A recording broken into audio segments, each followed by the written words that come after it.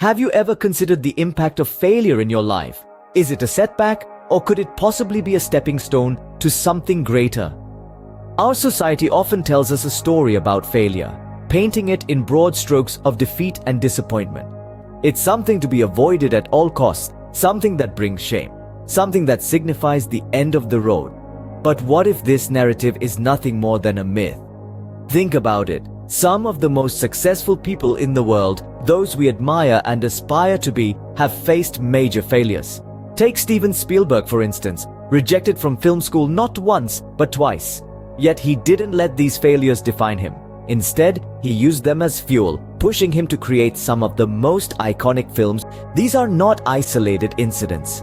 There are countless stories of individuals who faced failure head-on and came out stronger. They didn't crumble under the weight of defeat. Instead, they learned, they grew, they persevered. So, what's the common thread here? It's the understanding that failure is not a dead end, but a learning opportunity. It's a catalyst for growth, a lesson in resilience. It's a chance to reassess, to learn, and to come back stronger. Imagine if these individuals had given up at the first sign of failure. We wouldn't have the cinematic masterpieces from Spielberg or the inspiring wisdom from Oprah. The stories of success wouldn't exist. So what if we've been viewing failure all wrong? What if we've been so caught up in the fear of failing that we've missed the opportunity it presents? What if instead of seeing failure as a setback, we see it as a stepping stone to something greater? Let's flip the script and see how we can use it to our advantage. Because in the grand scheme of things, failure is not the opposite of success. It's a part of it. The first step in overcoming failure is acceptance. This might sound simple, but it's often the most challenging part of the process.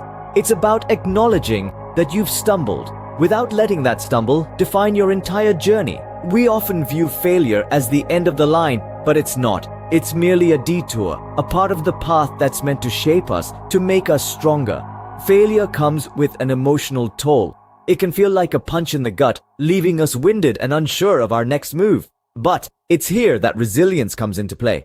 Resilience is about picking ourselves up, dusting off the dirt, and moving forward, even when the road ahead seems uncertain. Remember, acceptance doesn't mean surrendering to failure. It's about understanding its role in our journey. It's about saying, yes, I failed, but I'm not a failure. Because failure isn't a label, it's a lesson. Acceptance is not about surrendering to failure, but about understanding its role in our journey. Once we've accepted our failure, the next step is to learn from it. Learning from failure isn't always as straightforward as it sounds. It's not merely about recognizing where you went wrong, but it's also about understanding why you went wrong and what you can do differently next time. Let's start by taking a step back and analyzing the situation. It's easy to let emotions cloud our judgment. Therefore, it's important to approach this with a clear, objective mind. Ask yourself, what were the circumstances that led to this outcome? Unravel the series of events that unfolded. This process of introspection is crucial as it helps you identify the key triggers that led to the failure. Next, consider the choices you made. Every decision, every action, or lack thereof plays a role in shaping the outcome. Reflect on those choices. Were they the best ones given the circumstances? Could you have made a different choice that might have led to a more favorable outcome? Now, let's talk about the external factors. Sometimes, things beyond our control play a part in our failures. It's important to recognize these external elements not as excuses, but as uncontrollable variables. Identifying these helps us develop resilience and adaptability, two qualities essential for success. Once you've done this analysis, it's time to extract valuable lessons. What could you have done differently? What will you change in your approach the next time? Remember, the goal isn't to dwell on the failure, but to harness it, to transform it into a stepping stone towards success. The most important part of this process is to document your findings. Write them down. This act of recording not only reinforces the lessons learned, but also serves as a reminder to avoid repeating the same mistakes in the future. So, welcome failure not as an end, but as a beginning of a new journey fueled by the lessons of yesterday. After all, the road to success is paved with failures. Each one is a stepping stone, a lesson, a guide. Remember, the only true failure is not learning anything from it. With acceptance and learning done, we are now ready to plan our comeback. The first step, setting new goals. Not just any goals though, goals that are grounded in the lessons we've learned from our failure. These goals should be clear, achievable, and most importantly, they should inspire us. They should make us jump out of bed every morning, eager to take on the day. Because when our goals are connected to our passions, we're not just working for the sake of working. We're working because we're driven by a purpose, a mission, a dream. But setting goals is only the beginning.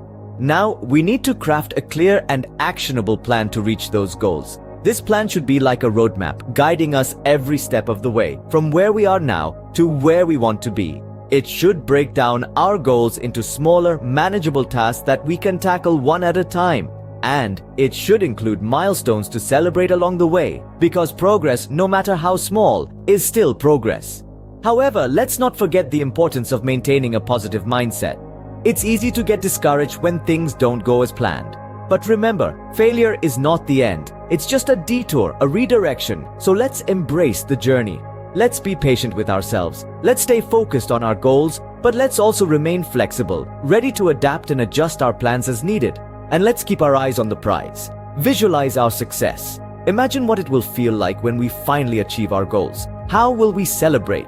Who will we share our success with? By visualizing our success, we're not just dreaming. We're making our dreams a reality, one step at a time.